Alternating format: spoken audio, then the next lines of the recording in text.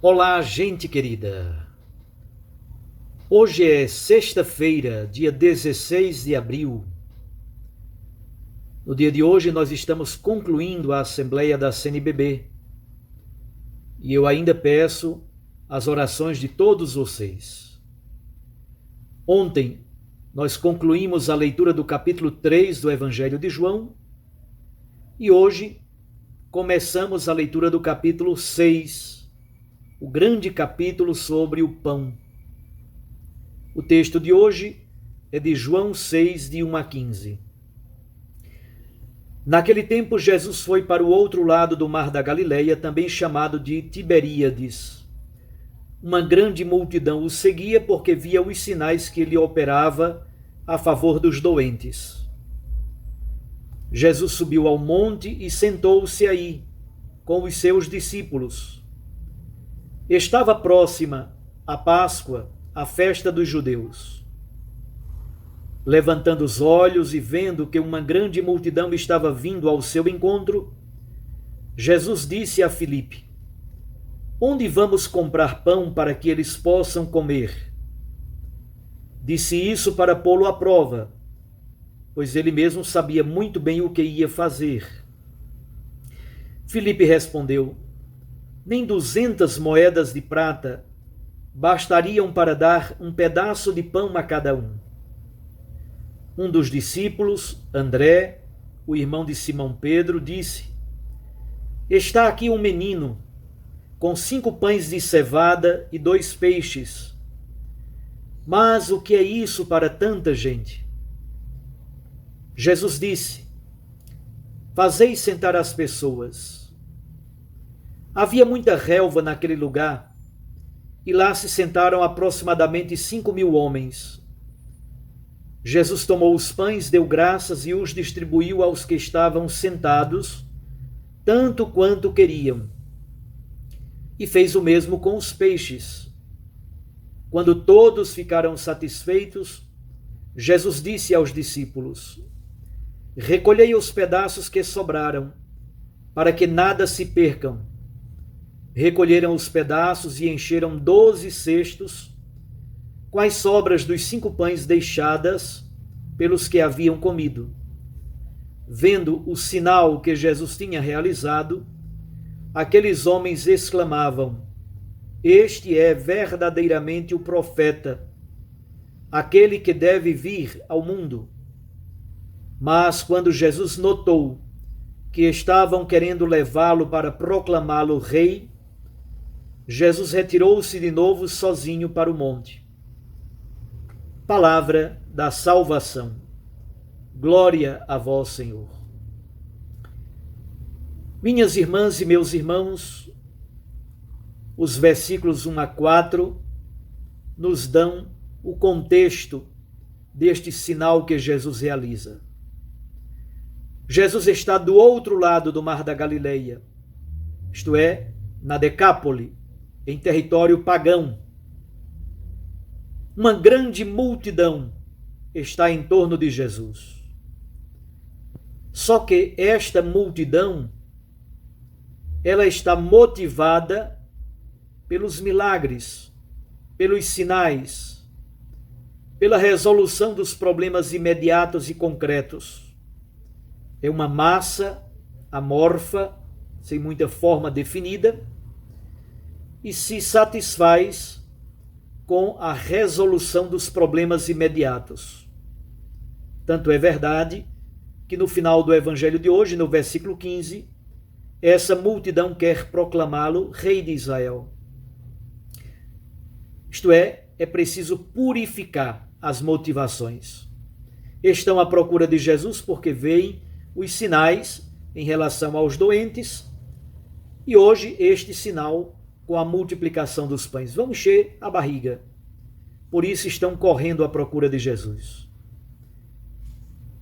Jesus sobe a um monte e se senta.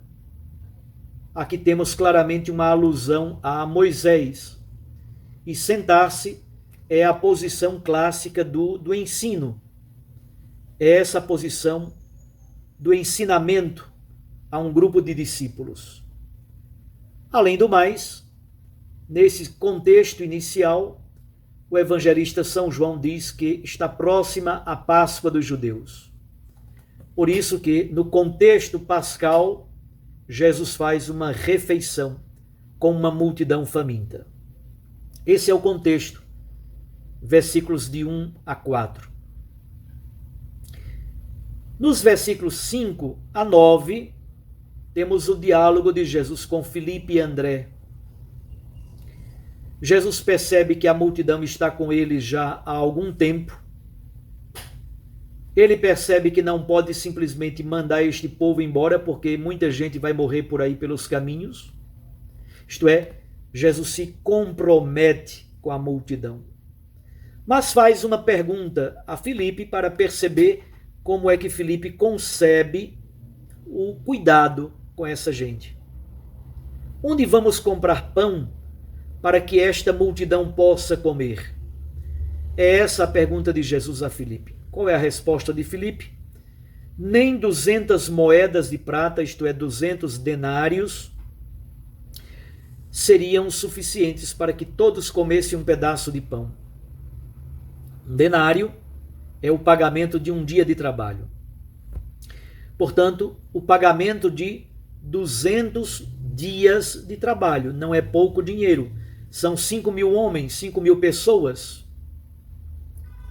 Mas percebam que Filipe tem a resolução dos problemas ainda na concepção de que o dinheiro vai resolver o problema.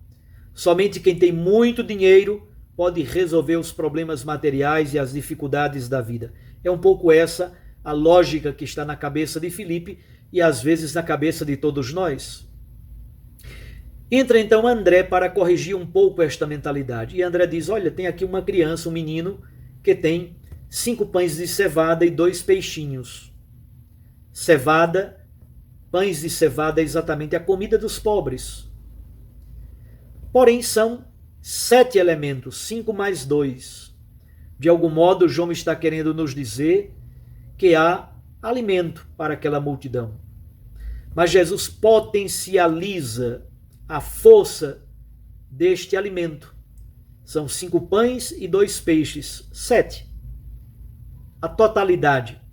De algum modo, há alimento para toda a multidão. Mas Jesus realiza um grande milagre.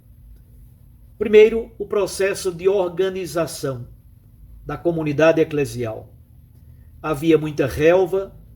Jesus pede que todos se sentem e que os apóstolos sejam responsáveis por organizar a multidão. Jesus diz, fazei sentar as pessoas. Isto é, os discípulos de Jesus, os apóstolos de modo muito especial, são responsáveis por gerar comunidades. Não é à toa que as diretrizes da CNBB falam de pequenas comunidades eclesiais missionárias. Às vezes é um grupo do ambiente de trabalho, um grupo do condomínio, um grupo do prédio, um grupo da rua, um grupo da família, a comunidade eclesial de base, a pequena comunidade que se reúne para meditar a palavra de Deus, rezar juntos e encontrar também iluminações para as decisões da vida. Jesus pede aos apóstolos para organizarem comunidades eclesiais missionárias. E aí o evangelista São João utiliza exatamente a mesma linguagem da celebração eucarística. Versículo 11, Jesus tomou os pães, deu graças e os distribuiu aos que estavam sentados. E fez o mesmo com os peixes. Aqui claramente não é propriamente uma ceia eucarística com pão e vinho, mas é uma ceia com todas as características eucarísticas, especialmente por causa destes verbos. Tomou, deu graças e os distribuiu. Aqui estão elementos da estrutura da celebração eucarística muito caros à tradição litúrgico-teológica da Igreja Católica. E o que sobra? Sobram 12 cestos cheios. e Jesus pede que se recolha tudo. 12 na Bíblia é o número do povo de Deus do Antigo Testamento, as 12 tribos, mas também do povo de Deus do Novo Testamento, os 12 apóstolos. Sobraram 12 cestos, isto é, nasce um novo povo, uma nova comunidade eclesial, um povo novo alimentado pela Eucaristia. E como disse, no final, esta multidão faminta que enche a barriga, de modo muito imediatista, quer aclamar Jesus como rei. Jesus então retirou-se de novo sozinho para o monte, na intimidade com o Pai. Jesus não cede a estas tentações politiqueiras. Ele compreende que, nesse momento, foi muito importante a atitude dele, uma atitude de compaixão e de misericórdia para com os pobres e sofredores. Mas a tarefa dele está para muito além de simplesmente encher a barriga de uma multidão faminta. Nesse milagre, temos claramente elementos eucarísticos preciosíssimos que serão agora distribuídos ao longo dos próximos dias e aprofundados no famoso e belo discurso de Jesus sobre o pão eucarístico.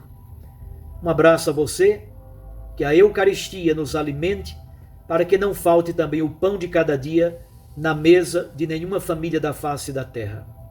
Eu os abençoo em nome do Pai, do Filho e do Espírito Santo. Amém.